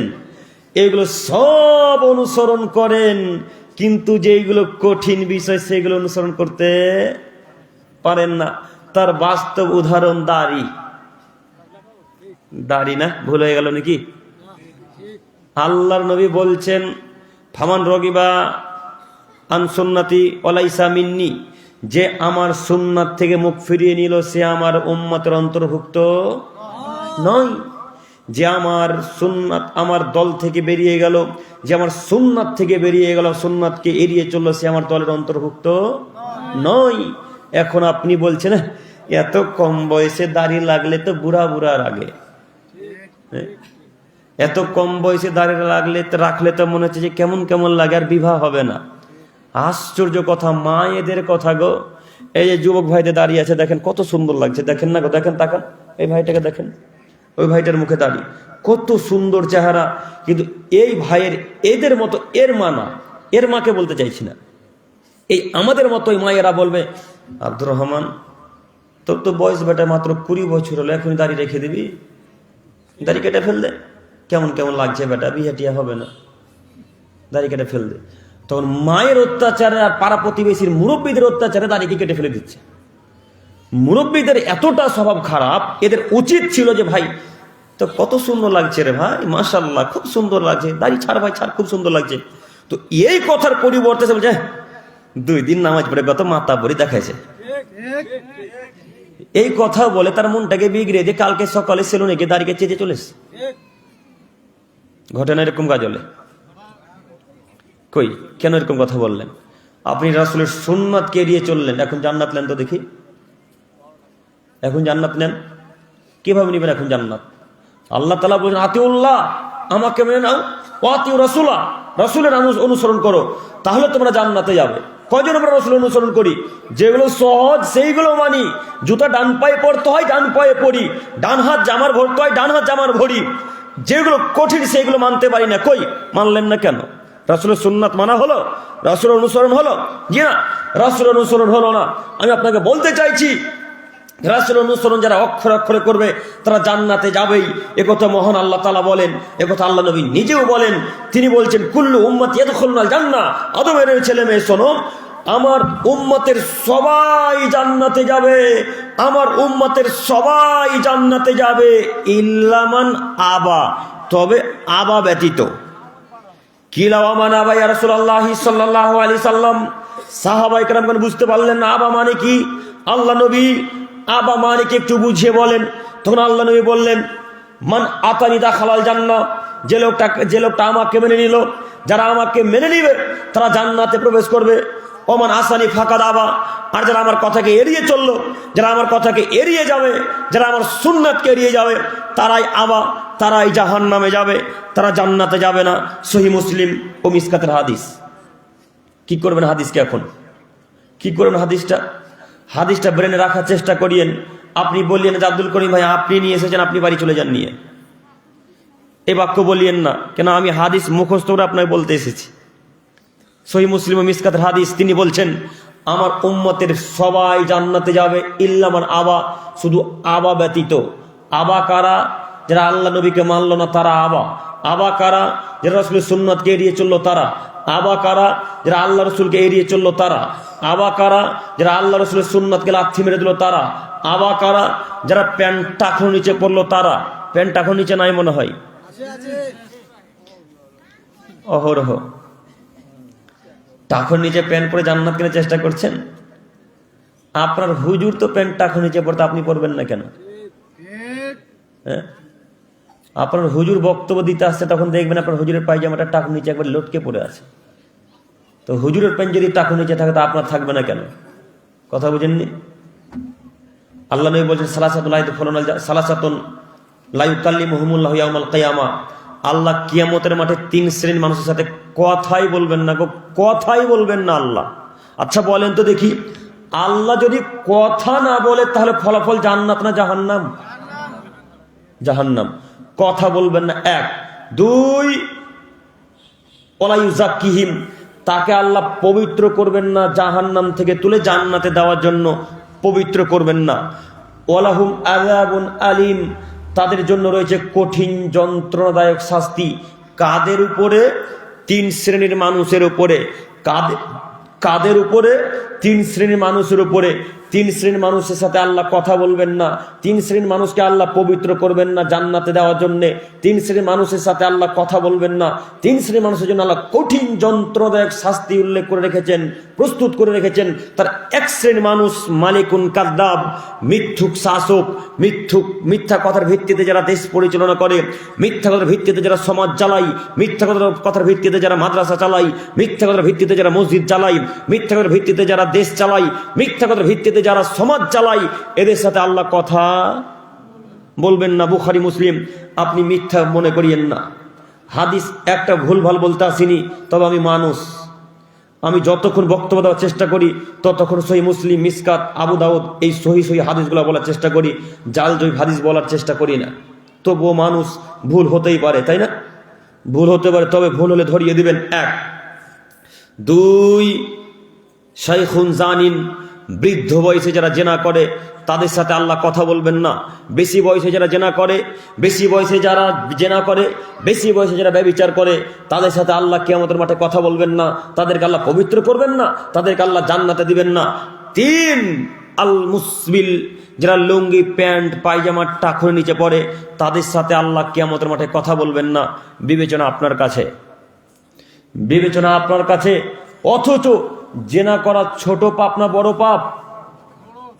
বড় পাপ। মায়ের অবাধ্য চলা ছোট পাপ না বড় পাপ? বড় পাপ।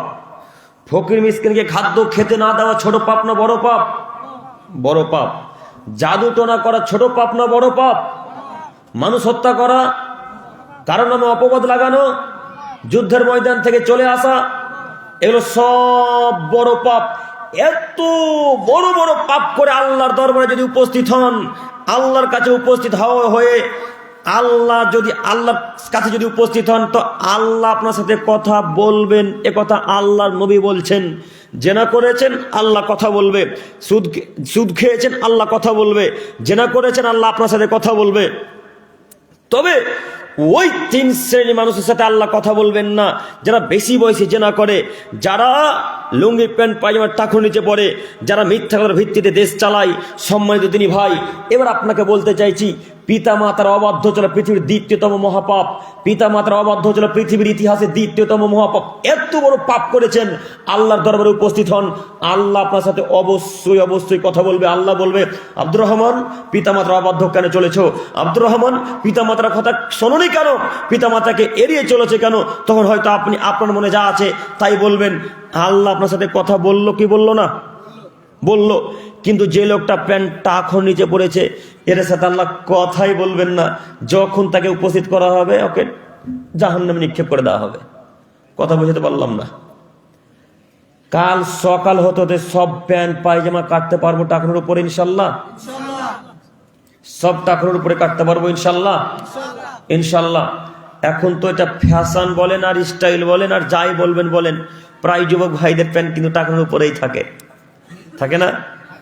তো যুবকদের প্যান্ট টাকানোর উপরে থাকে। আপনি তো বৃদ্ধ মানুষ, আপনি কি দেখাতে চাইছেন? লুঙ্গিটা পড়ছেন এমন ভাবে মনে হচ্ছে ঝাড় দিতে দিতে রাস্তায় যাচ্ছেন। কথা মিলে না মনে হয়? এইভাবে লুঙ্গি পরার কি দরকার? এইভাবে লুঙ্গি পরে আপনার 3টা ক্ষতি দেখবেন। কি কি 3টা ক্ষতি? 1, আপনার স্ত্রীকে বেশি সার দিয়ে খাসতে হবে, এটা ক্ষতি হলো। 2, আপনি যে এই টাকনু ঢেকে আছেন তা আপনার যৌন ক্ষমতা কমে যাবে। বর্তমান নাসার বিজ্ঞানিক, সব থেকে উন্নত মানের বিজ্ঞানিক কোথায় আছে? নাসা। বর্তমান নাসার বিজ্ঞানিকেরা প্রমাণ করেছে মানুষের শরীরে সব থেকে 2 জায়গায় বেশি হরমোন থাকে, যৌন ক্ষমতা থাকে। তার একটি হচ্ছে টাকনু আর একটি হচ্ছে এই সিদ্ধারা। এই যে সিদ্ধারাটা দেখতে পাচ্ছেন না, এই দাঁড়ি এই হাড্ডিগুলা, এই সিদ্ধারিতে সব থেকে বেশি যৌন ক্ষমতা থাকে আর টাকুনুতে থাকে। বর্তমান নাসার বিজ্ঞানিকেরা বলছেন এই টাকুনুতে যত হাওয়া বাতাস লাগবে, এই টাকুনুতে যত বেশি হাওয়া বাতাস লাগবে তত তার যৌন ক্ষমতা বাড়তেই থাকবে, বাড়তেই থাকবে, বাড়তেই থাকবে। আল্লাহু আকবার। রাসূলের ভবিষ্যৎবাণী বর্তমান নাসার বিজ্ঞানীরা প্রমাণ করেছে এতদিনে। আল্লাহ রাসূল যেই কথাই বলেছে তার পিছনে কোনো না কোনো কারণ আছেই। আমি আর আপনি রিসার্চ করি না, সব রিসার্চ খ্রিস্টানেরা করে, সব রিসার্চ ইহুদিরা করে। তাই তো তারা এত বড় বড় বোমা তৈরি করে, তাই তো তারা এত বড় বড় পরমাণু বোমা তৈরি করে, তাই তো তারা পিস্তুল তৈরি করে। সব তাদের ব্রেন থেকে করে নাকি? সব এই হাদিস কোরআন রিসার্চ করে করে করে করে করে কোথায় সোনা আছে, কোথায় হীরা আছে, কোথায় মানিক আছে, কোথায় মুক্তা আছে, সব কোথায় রিসার্চ করে পাচ্ছে? কোরআন হাদিস রিসার্চ করে পাচ্ছে। আমি আর আপনি পড়তে জানি না। পড়তে জানবো কি করে? ছেলের বয়স যখনই 12 বছর তখন ছেলেকে বলে, বেটা যা রাজমিস্ত্রি কাজ কর, নাহলে কাপড় দোকানে থাক। আর একটা সঠিক ব্যবস্থা আছে, সে সঠিক ব্যবস্থা কি? যে বেটাকে বলছেন চায়ের দোকানে যা, বেটা কাপ ধোবা। দেখেন, আপনি খোঁজ নিয়ে দেখেন, টাউনে চলে যান, যত কাপড়ের দোকান দেখবেন প্রায় বাচ্চা ছেলেগুলোর বয়স 7, 8, 9, 10 বছরের। দেখেননি আপনারা? কথা বলে না তো। এই ছেলেগুলোর এখন পড়ার সময় না কাজ করার সময় গো? পড়ার সময়। তো এদেরকে এত তাড়াতাড়ি কাজে পাঠিয়ে দিলেন কেন? এত তাড়াতাড়ি চায়ের দোকানে পাঠালেন কেন? কাজ করাতে হবে কেন এত তাড়াতাড়ি? এই জন্যে আপনারা যখন মালদা ব্রিজ তৈরি করেছেন, ওই মালদাতে যখন ব্রিজ তৈরি করবেন, ওই মালদার একটা নদী আছে, কি বিখ্যাত নদী গো, যেটা বাংলাদেশের সাথে মিশে আছে, মহানন্দা। মহানন্দা, এই যে বাংলাদেশ থেকে আমি 4-5 তারিখ এসেছি, তো মহানন্দা নদী দিয়ে এলাম, মহানন্দা নদী ঘুরলাম, তো ওরা বলছে এই নদী মালদাতে গিয়ে মিলেছে। তো ওই মহানন্দা নদীর উপর দিয়ে ব্রিজ তৈরি করবেন, তখন ইঞ্জিনিয়ার নিয়ে আসছেন চীন থেকে, আর আপনার ছেলেরা আপনি জোগাড় খাচ্ছেন। কথা বুঝেননি? তো জোগাড় আপনাকে খাটতে হবে কেন? ছেলের বয়স 12 বছর, তখন তো কাজ করে রাজমিস্ত্রি পাঠিয়ে দিয়েছেন। আর ওদের খোঁজ খবর নিয়ে দেখেন, ছেলের বয়স যখন 5-6 বছর, তখন হাতে বই ধরিয়ে দিয়েছে, এখন পর যতদিন তুই বেঁচে থাকিস। খোঁজ খবর নিয়ে দেখেন ইহুদি খ্রিস্টানদের কত গবেষণা। বাথরুমে যদিও যায় তবু তারা বই নিয়ে প্রবেশ করে, তার নাম খ্রিস্টান, তার নাম ইহুদি। তারা মনে করে বাথরুমে যে 10 মিনিট সময় নষ্ট হবে, এই সময়টা বইয়ে নষ্ট হোক। কথা বুঝতে পারেননি? তারা মূল্যায়ন দিতে পারে সময়, তারা টাইম ম্যানেজমেন্ট করতে পারে। সম্মানিত দিনী ভাই, সম্মানিত মুরব্বী সাহেব, আমি আপনাদের অনুরোধ করে বলতে চাইছি যে আপনি একটু পরিবর্তন হন। আল্লাহ আমাদেরকে কবুল করুক, সকলে বলি আমিন। আমরা একটু পড়াশোনার দিকে এগিয়ে যাব ইনশাল্লাহ, সকলে বলি আমিন। আল্লাহ তুমি আমাদেরকে কবুল করো, সকলে বলি আমিন। সম্মানিত দিনী ভাই, আমি যে বাক্য বলতে গিয়ে এত দূর চলে এলাম, যে আজানের মর্মটা অতীব বেশি, আজানের মূল্য অনেক বেশি, আজানের ফজিলত অনেক বেশি। যত গরু ছাগল উর্দুম্বা শুনতে পাবে সবাই আমার আপনার পক্ষে সাক্ষ্য দিবে। তাহলে আজকে থেকে উত্তর দেব ইনশাল্লাহ। আব্দুল করিম ভাই, উত্তর দিব কিভাবে এটা একটু বলে যান।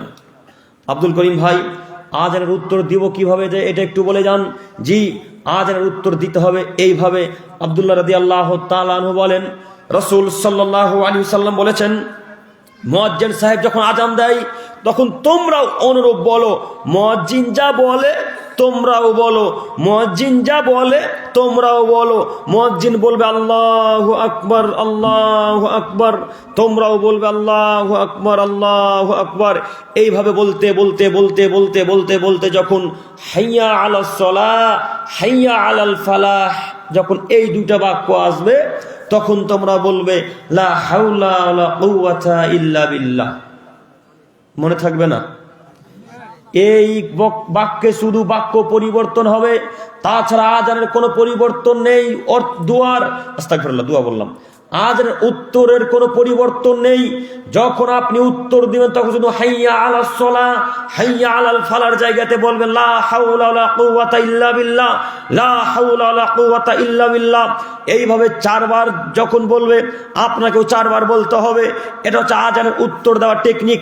আল্লাহ নবী বলছেন, কোন আদমের ছেলে মেয়ে যদি আজানের উত্তর এইভাবে দেয়, কোন আদমের ছেলে মেয়ে যদি আজানের উত্তর এইভাবে দেয়, আজানের উত্তর দেওয়ার পর আমার উপরে একবার যদি কেউ দরুদ পাঠ করে, মুরব্বী সাহেব একটু তাকান, আল্লাহ নবী বলছেন আজানের উত্তর দেওয়ার পর কেউ যদি একবার আমার উপরে দরুদ পাঠ করে, তাহলে আল্লাহ তার উপরে 10 বার রহমত নাজিল করেন।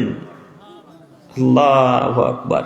সহিহ মুসলিম ও মিসকাতের হাদিস, আল্লাহ নবী বলছেন একবার দরুদ আমার উপরে পাঠ করলে আল্লাহ 10টা রহমত তোমাদের উপরে দিবে। তারপরে আল্লাহ নবী বলছেন, শোনো, যখন দরুদ পাঠ করা হয়ে যাবে তখন তোমরা আল্লাহর কাছে আমার জন্য ওসিলা চাইবে। ওসিলা মানে আল্লাহ রাসূলের ওসিলাতে দোয়া করবেন নাকি? ওই 3 নম্বর শ্রেণীর পচা হানাফিদের কথা মানবেন না। 3 নম্বর শ্রেণীর পচা হানাফি যখন দোয়া করে হাত তুলে, তখন বলে আল্লাহ তুমি রাসূলের ওসিলায় আমাকে ক্ষমা করে দাও। বলে না মনে হয়? আল্লাহ আব্দুল কাদের জিলানী গাউসুল আজমের ওসিলায় তুমি আমাকে ক্ষমা করে দাও। শুনেছেন দোয়া করা? আপনারা শুনেননি, আপনারা যেহেতু আহলে হাদিস এলাকার মানুষ, আমরা বুঝতে পারি। তো এইভাবে ওসিলা, এটা ওসিলা নয়। আল্লাহ নবী বলছেন ওসিলা হচ্ছে জান্নাতের একটি স্থান। ওসিলা জান্নাতের একটি সর্বোচ্চ, সব থেকে দামি স্থান। আল্লাহ নবী বলছেন এই স্থান একজনকেই দেওয়া হবে, এই স্থানটাই একজনকেই দেওয়া হবে। আমি আশা করি সেই ব্যক্তি আমি মুহাম্মদ সাল্লাল্লাহু আলাইহি সাল্লাম হব। তাই তোমরা যদি আমার জন্য ওসিলা চাও, আল্লাহকে যদি বলে আল্লাহ তুমি আল্লাহ নবীকে সর্বোচ্চ মাকাম দান করো, সব থেকে উঁচু মাকাম দান করো, এই বাক্য যদি কোনো আদমের ছেলে আমার জন্য এইভাবে দোয়া করে, তো তার জন্য আমার সুপারিশ ওয়াজিব, তার জন্য আমার সুপারিশ ওয়াজিব, তার জন্য আমার সুপারিশ ওয়াজিব। মানে আল্লাহর নবী আপনাকে জান্নাতে এখন নিয়ে যাবেই যাবে, কিভাবে নিয়ে যাবে আমি জানি না। আল্লাহ নবী নিয়ে যাবে, এ কথা তিনি নিজে বলছেন, সহিহ মুসলিম ও মিসকাত। কথার হাদিস মানে বুঝতে পারলেন না। কেউ যদি আজানের উত্তর দেয়, আজানের উত্তর দেওয়ার পরে দরুদ পাঠ করে, দরুদ পাঠ করার পর রাসূলের জন্য ওসিলা আছে, অর্থাৎ মাকাম, সব থেকে উঁচু মাকাম রাসূলের জন্য আল্লাহর কাছে যদি চাই, তো আল্লাহর নবী বলছেন আমি তার জন্য সুপারিশ করবই করব, আমি তার জন্য সুপারিশ করবই, আমি তাকে জান্নাত নিয়ে যাবই। সহিহ মুসলিম। আমরা কজন দোয়া বলি? আমরা প্রায় মানুষ আজানের দোয়া জানি না, শুধু হয়তো আমরা আল্লাহুম্মা সাল্লি আলাই বলি, এরপরে আর দোয়া জানি না। আর দোয়া যা বলে বলেন কি বলা লাগবে? আল্লাহুম্মা সাল্লি আলা মুহাম্মাদ ওয়া আলা আলি মুহাম্মাদ কামা সাল্লাইতা আলা ইব্রাহিম ওয়া আলা আলি ইব্রাহিম ইন্নাকা হামিদুম মাজিদ। এইভাবে বলতে বলতে দরুদ যখন পূর্ণ শেষ হয়ে যাবে, তারপরে বলতে হবে আল্লাহুম্মা রাব্বা হাযিহি দাওয়াতি তাম্মা ওয়াস সালাতিল কায়িমা আতি মুহাম্মাদিন ওয়াসিলাতুল ফাদিলা ওয়াবআথহু মাকামা মাহমুদান আল্লাযী ওয়া'আদতা আশহাদু আল্লা ইলাহা ইল্লাল্লাহু ওয়া আশহাদু আন্না মুহাম্মাদান আবদুহু ওয়া রাসূলুহু রাজিতু বিল্লাহি রাব্বাও ওয়া বিল ইসলামি দীনাও ওয়া বি মুহাম্মাদি রাসূলা। এই বাক্য বলতে হয়। তারপরে যে বলতে হয়, এরপরে আরেকটা বাক্য আছে, কি যেন বাক্যটা? দারাজাত রফিয়া। দারাজাত রফিয়া বলেন না আপনারা? বলবেন না, জিন্দেগিতে বলবেন না। দারাজাত রফিয়া, দারাজাত রফিয়া, এই বাক্যটুকু জয়ীফ। দারাজাত রফিয়া বাক্যটুকু জয়ীফ। আল্লাহ নবী বলছেন রাজিতু বিল্লাহি রাব্বাও ওয়া বিল ইসলামি দীনাও ওয়া বি মুহাম্মাদির রাসূলা। কেউ যদি এই তিনটা বাক্য বলে, আমি দ্বীন ইসলামকে পেয়ে খুশি, আল্লাহকে পেয়ে খুশি, মুহাম্মদ সাল্লাল্লাহু আলাইহি সাল্লামকে পেয়ে খুশি, তাহলে সেই লোকটার জন্য জান্নাত ওয়াজিব হয়ে যাবে। আল্লাহু আকবার। কজন বলি, কজন বলি আমরা? আমরা প্রায় মানুষ দোয়া বলতে পারি না আজানের পরে। আজকে এখান থেকে ওয়াদা করে উঠবেন যে কাল জোহর হতে হতে এই আজানের দোয়াটা মুখস্থ করবো ইনশাআল্লাহ। পারবো ইনশাআল্লাহ? মুরব্বী সাহেব পারবো ইনশাআল্লাহ? মুরব্বী সাহেবদের যেহেতু ব্রেন কমে গেছে, তাই আপনাকে 3 থেকে 4 দিনের মধ্যে মুখস্থ করা লাগবে। রাগ করছেন? যুবকদের যত ব্রেন শক্তি, তত ব্রেন শক্তি আপনাদের এখন কাজ করবে না। আপনি 20 বছর আগে একটা সূরা মুখস্থ করেছিলেন, এখন খেয়ে নিয়েছেন। আর কোরআন এমন একটা জিনিস, আল্লাহ নবী বলছেন কোরআনের আয়াত এমন ভাবে ব্রেন থেকে ছুটে যায় যেমন উট তার লাগাম থেকে ছুটে চলে যায়। বুখারী মুসলিম। তার মানে কোরআন যদি আজকে মুখস্থ করেন, মাগরিবের সময় যদি না ঝালান, তাহলে আপনার কোরআন আর মুখস্থ থাকবে না। কোরআনটা এমনই জিনিস, আপনি মুখস্থ করবেন ফজরে, জোহর হতে হতে শেষ। আবার যদি জোহরে দেখেন ঝালান, রিপ্লাই করেন, তাহলে থেকে যাবে, আর যাবে না। তাই আল্লাহ নবী বলছেন তোমরা কোরআন বারবার মুখস্থ করো, তোমরা কোরআন বারবার দেখো, কেননা কোরআন ওইভাবে মানুষের ব্রেন থেকে চলে যায় যেমন উট তার লাগাম ছিঁড়ে চলে যায়। সম্মানিত মুরব্বী সাহেব, আপনাকে বলছি, আপনাদের বয়স হয়েছে, ব্রেনও কমবে, তাই এই দোয়া কিন্তু 3 দিন 4 দিনের মধ্যে মুখস্থ করবে ইনশাআল্লাহ। ইনশাআল্লাহ দোয়া মুখস্থ করতে হবেই। আল্লাহ নবী বলছেন জান্নাত এদের জন্য ওয়াজিব হয়ে যাবে, তাহলে দোয়া মুখস্থ করবো না ইনশাআল্লাহ? আমরা ফজিলতগুলো বুঝাতে পারছি কি? আল্লাহ তুমি বোঝানোর তৌফিক দান করো। হয়তো আমি বুঝাতে পারি না, আল্লাহ তুমি একটু আমাদেরকে বোঝার তৌফিক দান করো। সকলে বলি আমিন। সম্মানিত মা বোন, শুধু পুরুষদেরকে বলছি, তার অর্থ এই নয় যে শুধু পুরুষেরাই দোয়া বলবে বা দোয়া মুখস্থ করবে। আপনাদেরকেও দোয়া বলতে হবে, আপনাদেরকেও দোয়া মুখস্থ করা লাগবে। কেন? জান্নাত আপনাকেও যাওয়া লাগবে, আমাদেরকেও যাওয়া লাগবে। আর আল্লাহ নবী বলছেন মহিলারা সব থেকে বেশি জাহান্নামে যাবে পুরুষের চাইতে। মহিলারা বেশি জাহান্নামে যাবে পুরুষের চাইতে একটু। যখন তাদের কথা হলো, একটা কথা বলি, আল্লাহ নবী সাল্লাল্লাহু আলাইহি সাল্লাম যখন মেরাজে গেলেন, আল্লাহ নবী সাল্লাল্লাহু আলাইহি সাল্লাম যখন উপরে গেলেন, তখন জিবরাইল আলাইহিস সালাম আল্লাহ নবীকে বলছেন মুহাম্মদ সাল্লাল্লাহু আলাইহি সাল্লাম, আমি যখনই আল্লাহর রাসূলের নাম নিব, তখন আপনাদেরকে কি বলা লাগবে? সাল্লাল্লাহু আলাইহি সাল্লাম বলা লাগবে। মনে থাকবে ইনশাআল্লাহ? যে কোনো অবস্থায় নাম শুনবেন, তার নাম বলবেন, এইভাবে তার উপর দরুদ পাঠ করা লাগবে। মনে থাকবে ইনশাআল্লাহ? আচ্ছা, যে কোনো সময় বললাম, এখন সকালে গিয়ে হয়তো বলবেন যে বাথরুমে তো আব্দুল করিম ভাই বলতে বলেছে। না চিনেন না এদেরকে আপনি। আজকে যদি কথা না ভাঙিয়ে বলি, কালকে গিয়ে বলবো আব্দুল করিম ভাই বাক্য বলে গেছে। জি না, বাথরুমে ঢুকেছেন, মায়েকে একজন আল্লাহ রসুলের নাম নিয়েছে, আপনি মা বাথরুম থেকে শুনতে পেয়েছেন, এখন উত্তরটা কিভাবে দিবেন? বাথরুম থেকে বেরিয়ে এসে দিবেন। বাথরুমে ঢুকে আছেন, দরজাতে ঠক ঠক ঠক ঠক ঠক করে আব্দুর রহমানকে উদ্দেশ্য করে সালাম দিয়েছে, আব্দুর রহমান আসসালামু আলাইকুম। বাথরুমে ঢুকে আছেন, বাথরুমের ভেতরে উত্তর দিবেন না বেরিয়ে এসে দিবেন? বেরিয়ে এসে দিবেন। কথা ক্লিয়ার হলো? সকালবেলা আমার নামে দুর্নাম করিয়েন না, নইলে পাপ কিন্তু আপনাদের হবে, নেকি আমাকে দেওয়া লাগবে। তো বলছিলাম যে আল্লাহ রসুলের যখন নাম নিব, যেই নেক না কেন, আপনাকে সর্বপ্রথম কি বলা লাগবে? সাল্লাল্লাহু আলাইহি ওয়াসাল্লাম। তো সম্মানিত তিনি ভাই, কোন জায়গায় ছিলাম যেন? মেয়েদের। জাযাকাল্লাহ খাইরান। জিবরাইল আলাইহিস সালাম মুহাম্মদ সাল্লাল্লাহু আলাইহি ওয়াসাল্লাম বলছেন, মুহাম্মদ সাল্লাল্লাহু আলাইহি ওয়াসাল্লাম একবার জান্নাতের দিকে দেখেন তো, জান্নাতে কে কে আছে? তোর আল্লাহ নবী বলছেন, ইত্তাতু ফিল জান্নাতি ফারাতু আকসার আহলিল ফুকারা। আমি যখন জান্নাতের দিকে দেখলাম জিবরাইল আলাইহিস সালামের কথা শুনে, তখন জান্নাতের অধিকাংশ অধিবাসী শুধু দরিদ্র দরিদ্র। জান্নাত বলতে শুধু দরিদ্র দরিদ্র, জান্নাত বলতে শুধু দরিদ্র দরিদ্র। আল্লাহ জান্নাতকে পরিপূর্ণ করে দিয়েছে গরিব মানুষকে দিয়ে, কিছু ধনী ব্যক্তি। আল্লাহু আকবার। বুখারী মুসলিম। এরপরে জিবরাইল আলাইহিস সালাম বলছেন, মুহাম্মদ সাল্লাল্লাহু আলাইহি ওয়াসাল্লাম এবার জাহান্নামের দিকে দেখেন তো, এবার জাহান্নামের দিকে দেখেন।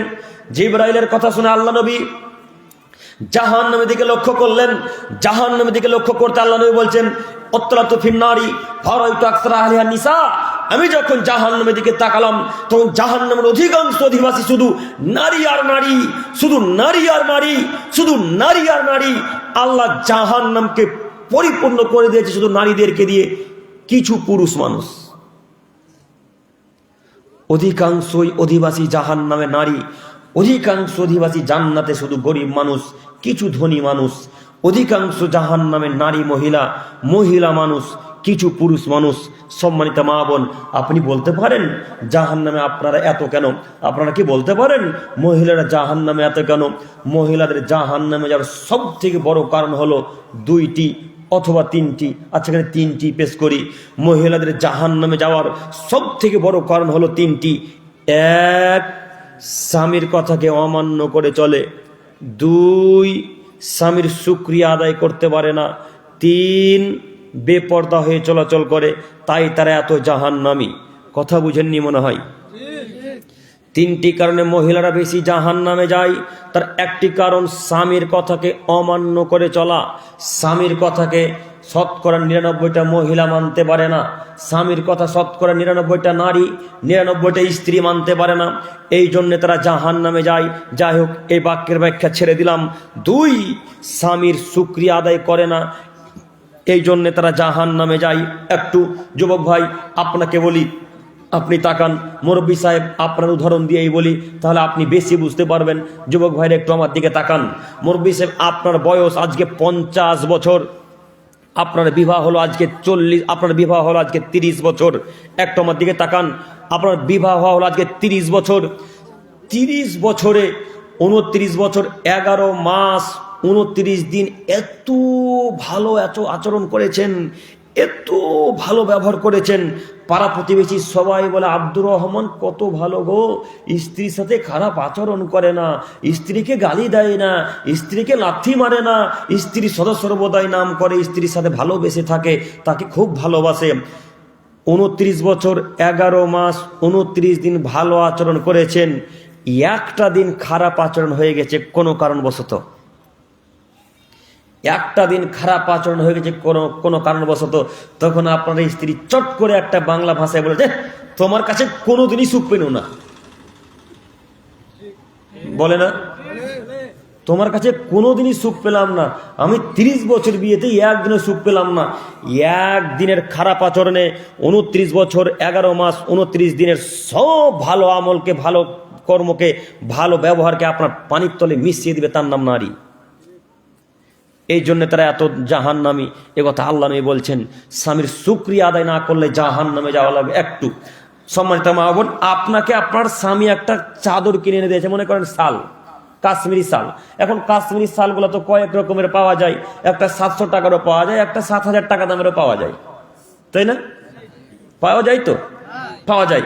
তো আপনার স্বামী কম উপার্জন করে, তাই আপনার জন্য 700 টাকা দামের শালটা নিয়ে এসেছে।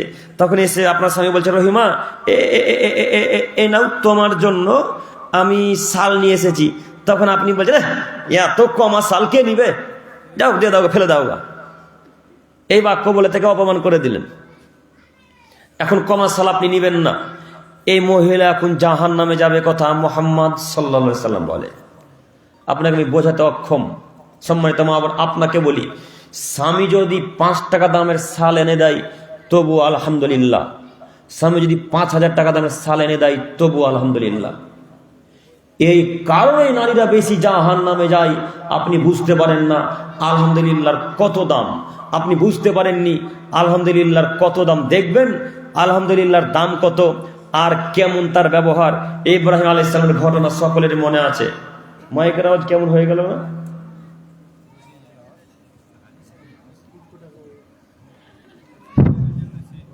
ঠিক আছে কি আওয়াজ? একটু আমার দিকে তাকান। আপনারা আলহামদুলিল্লাহর দাম কত এখন দেখাচ্ছি। আপনারা সকলেই ইব্রাহিম আলাইহিস সালামের ঘটনা দেখে শুনেছেন, শুনেননি? দেখেন একটু আপনাকে মনে করিয়ে দিই।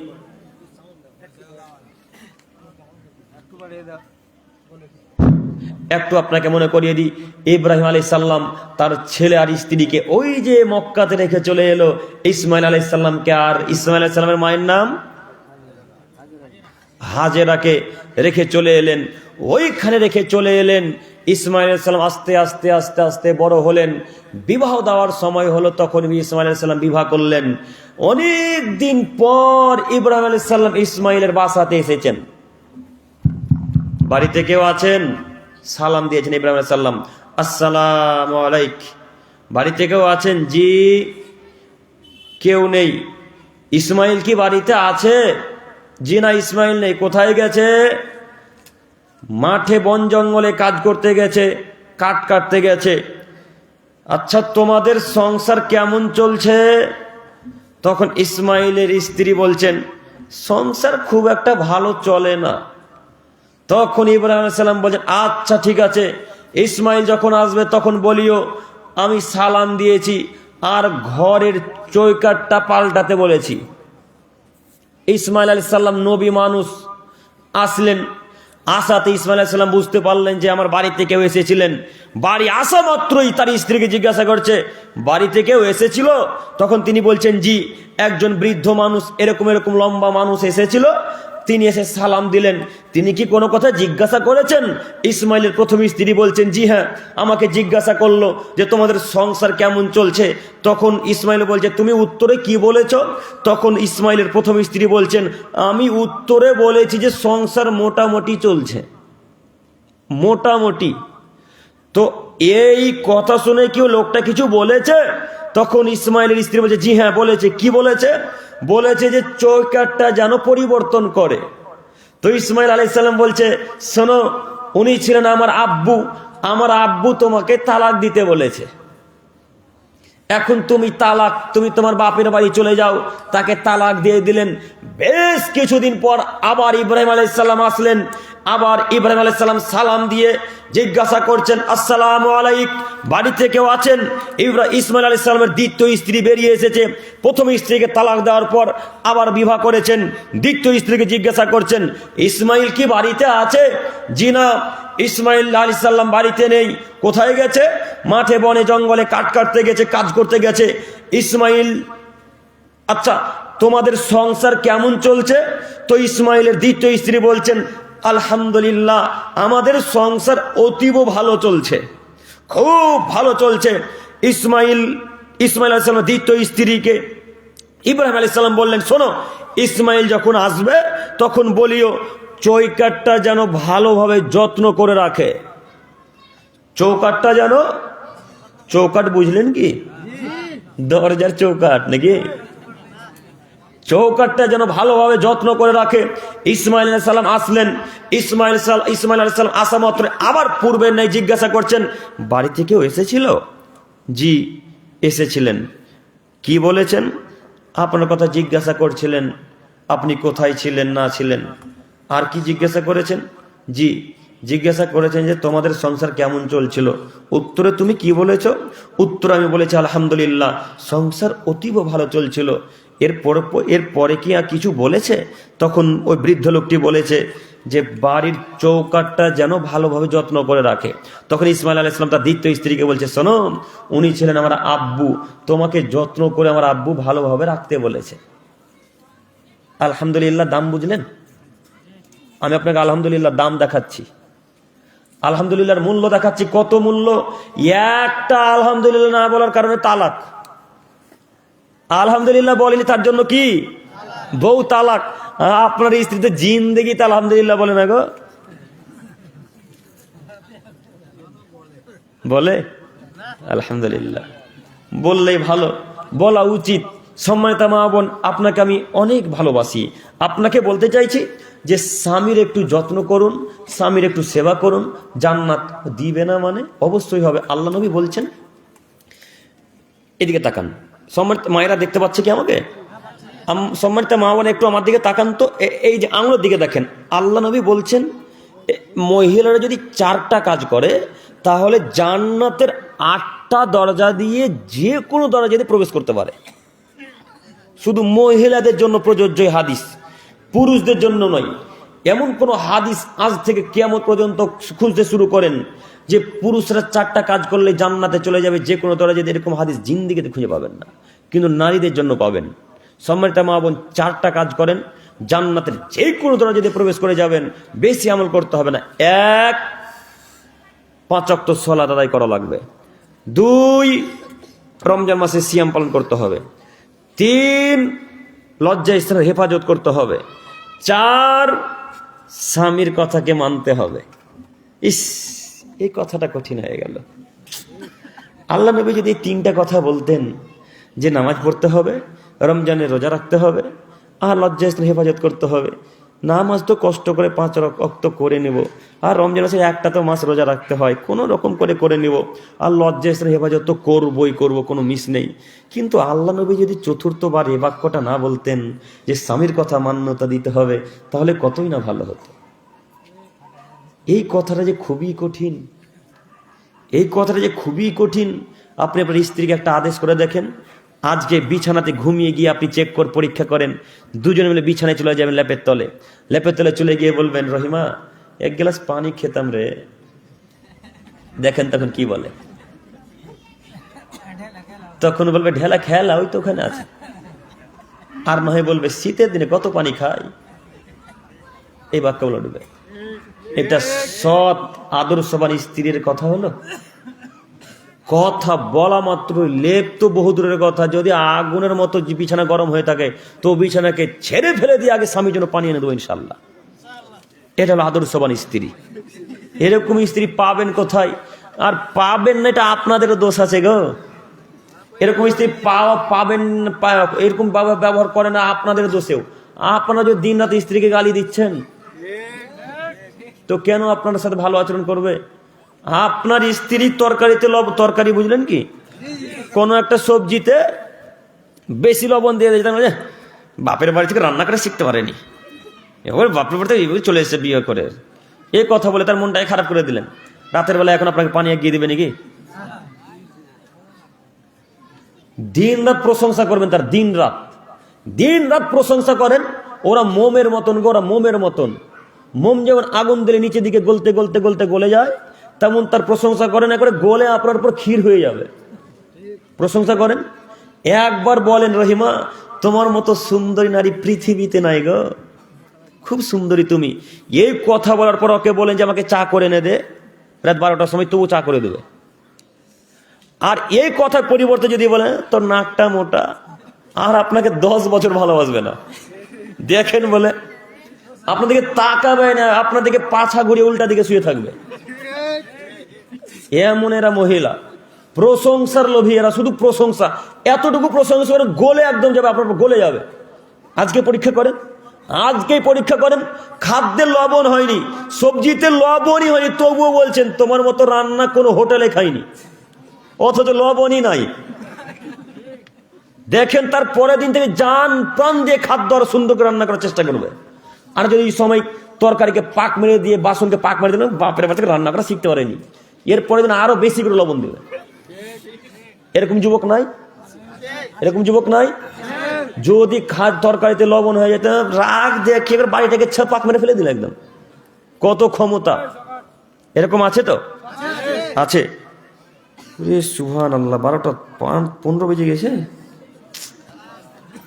না না, আর লম্বা করা যাবে না।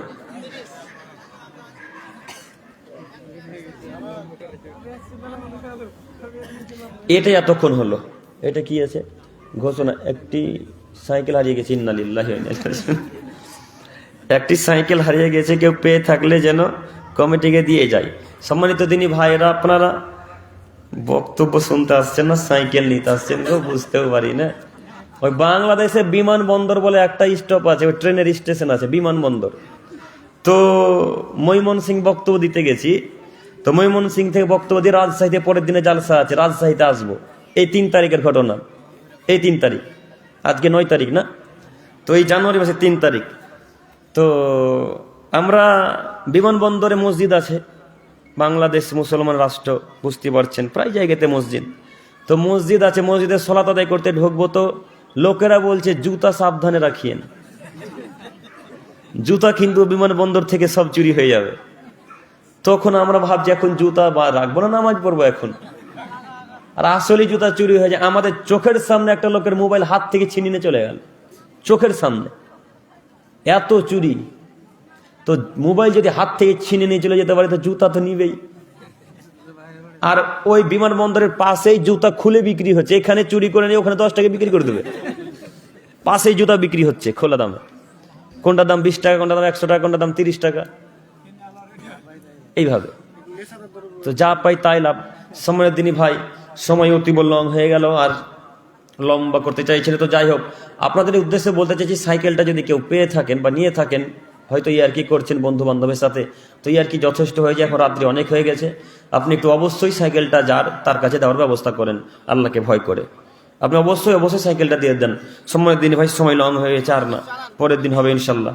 আর না না, অনেক লং হয়েছে না ভাই, এরা সময়ের দিনই ভাই। আমি বলতে চাইছি, ফজরে উঠতে হবে আপনাদেরকে। আমার কালকে আবার পরীক্ষা আছে ভাই, আমার অনেক দূর যাওয়া লাগবে। কত কষ্টে এলাম, আমি তো ভেবেছিলাম পৌঁছাতেই পারবো না আজকে। এই ভাইরা, ওই ড্রাইভার ভাইটা কই? এই যে ভাই এত স্পিডে গাড়ি চালায়, আল্লাহুস সামাদ, 130-135 গাড়ি চালাইছে গো।